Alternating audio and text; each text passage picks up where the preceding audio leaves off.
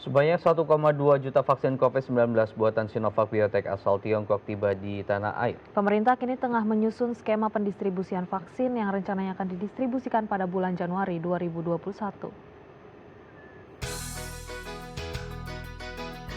6 Desember 2020, pemerintah Indonesia telah menerima 1,2 juta dosis vaksin COVID-19 buatan Sinovac Biotech yang telah diuji klinis sejak Agustus lalu oleh PT Bio Farma.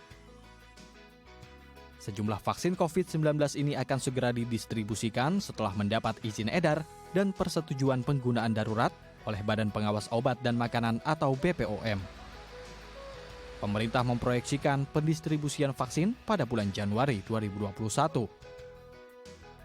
Selain memperhatikan prosedur pengadaan vaksin, pemerintah juga tengah mempersiapkan sistem distribusi vaksin ke berbagai daerah dan pelaksanaan vaksinasi yang aman dalam rangka menjamin keselamatan masyarakat serta efektivitas vaksin.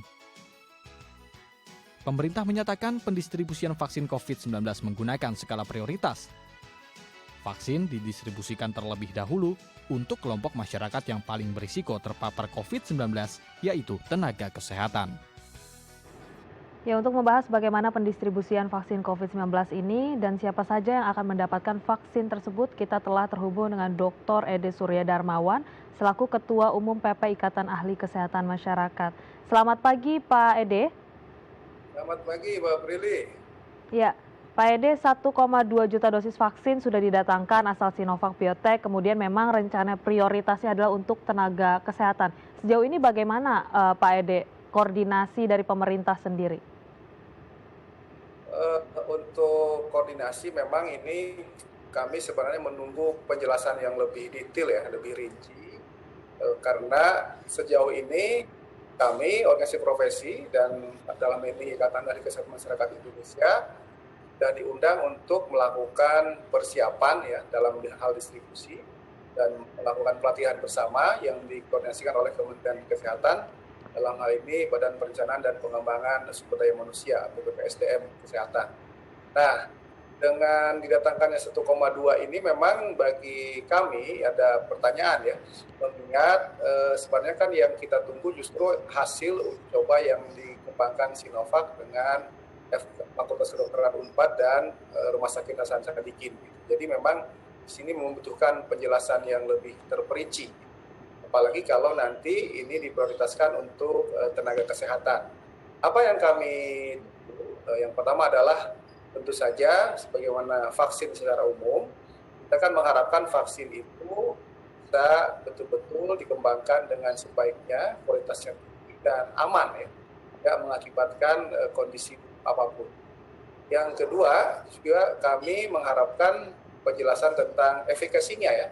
Artinya dampak atau kemanjuran yang ditimbulkan yaitu dapat menghasilkan antibodi untuk mengalahkan virus COVID ini.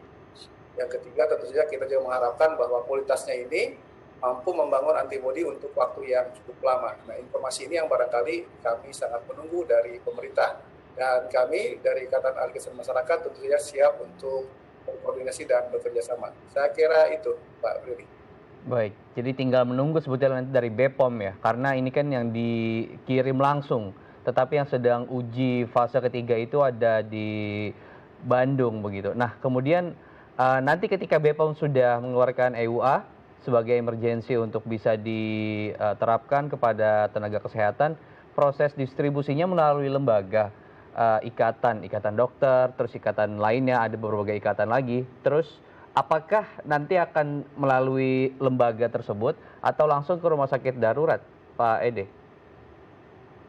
Kalau satu lagi ya tadi ya, artinya tentu saja semua itu harus direview ya oleh Badan POM, kemudian Badan POM memutuskan bahwa ini bisa untuk emergency utilization. Dalam konteks ini adalah untuk menanggulangi pandemi ini ya. Nah, untuk distribusi tentu saja kita mengharapkan kejelasan. Seharusnya tetap ini pada kantor-kantor atau lembaga yang memang otoritas pemerintah. Jadi kan kalau organisasi profesi, pada dasarnya kan kami membina SDM-nya ya, bukan kemudian memberikan pelayanan langsung kepada masyarakat. Artinya misalnya Ikatan Dokter Indonesia, Ikatan Ahli Kesehatan Masyarakat Indonesia, yang kami bina itu adalah anggota kami, anggota IAKMI dalam ini, atau untuk teman-teman ID tentu saja para dokter yang menjadi anggota Ikatan Dokter Indonesia. Adapun pelayanan tentu saja itu akan ada di rumah sakit atau di klinik dan puskesmas. Jadi di sini harus ada kejelasan koordinasinya supaya betul-betul nanti setelah mendapatkan kejelasan dari aspek keamanan dan juga aspek efikasinya, maka tentu saja berikutnya adalah kejelasan tempat di mana akan mendapatkan vaksinasi itu. Sehingga kelompok prioritas pertama dalam tenaga kesehatan yang tentu saja harus dilindungi dan dibentengi, ini mendapatkan kejelasan dan mereka bisa mendapatkan vaksin dengan mudah dan tentu saja aman. Oke, melihat data di lapangan ataupun kondisi di lapangan ini kan tidak hanya tenaga medis yang memang di garda terdepan menangani pasien langsung, tapi juga ternyata sekarang banyak tenaga medis khususnya di Poli atau puskesmas yang terpapar COVID-19 juga nih Pak. Nah, apakah melihat angka tersebut, siapa saja yang sebaiknya didahulukan mendapatkan vaksin ini, dan melihat menimbang juga tadi angka-angka kasus, seperti apa seharusnya nanti pendistribusian alurnya dilakukan? Kalau melihat prioritas kelompok yang harus dilindungi, tentu saja mereka yang memberikan pelayanan langsung kepada masyarakat, yaitu petugas kesehatan. Dan petugas kesehatannya jelas siapakah mereka ya. Tentu yang pertama adalah mereka yang menerima pasien. Gitu. Kalau misalnya pasien lebih banyak di instansi gawat darurat, berarti para dokter dan para perawat serta petugas lain yang melayani di pelayanan gawat darurat. Yang berikutnya tentu saja mereka yang melayani di poli-poli, kaitannya adalah poli kesehatan misalnya paru gitu. Itu juga harus jadi prioritas. Yang berikutnya tentu saja mereka yang juga di ruang ICU gitu, para dokter perawat yang ada di situ. Nah, disitulah pentingnya informasi keamanan vaksin ini. Karena kalau misalnya ada keraguan sedikit saja, maka teman-teman ini kita khawatir ya mereka menjadi tidak nyaman ketika melakukan vaksinasi, kemudian menjadi tidak bersemangat ya. Kita harapkan tentu saja kan petugas kesehatan ini bersemangat sehingga mereka segera mendapatkan perlindungan dan dapat optimal untuk terus-menerus melaksanakan pelayanan, mengingat inilah pertahanan terakhir dalam sistem pelayanan kita, karena setelah itu kan kita tidak punya pelayanan lain ya. Pelayanan di rumah sakit itu betul-betul pelayanan terakhir dalam rangka memerangi COVID ini.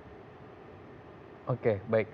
Jadi sebetulnya di rumah sakit darurat yang menangani pasien COVID lah yang didahulukan untuk bisa mendapatkan vaksin.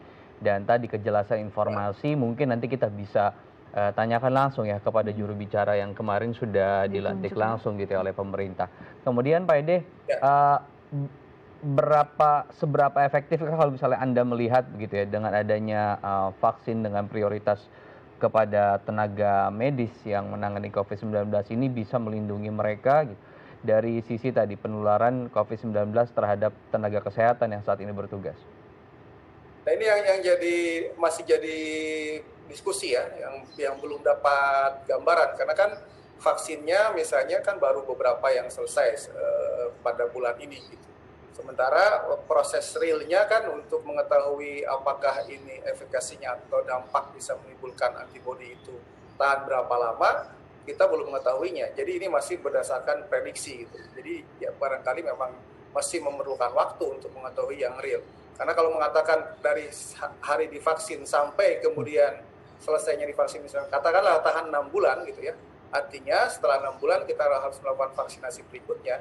Nah waktunya ini kan masih waktu permodelan karena belum pada posisi yang real gitu. Ini yang barangkali harus jadi kehati-hatian bersama sehingga kejelasan informasi itu kembali sangat penting.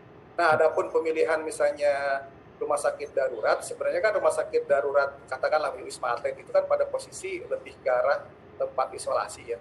Justru pasien-pasien yang berat tidak ada di situ ya. Pasien yang berat adanya misalnya di rumah sakit Sulianti Saroso, rumah sakit Persahabatan, dan juga berbagai rumah sakit yang menjadi rujukan untuk menerima pasien berat.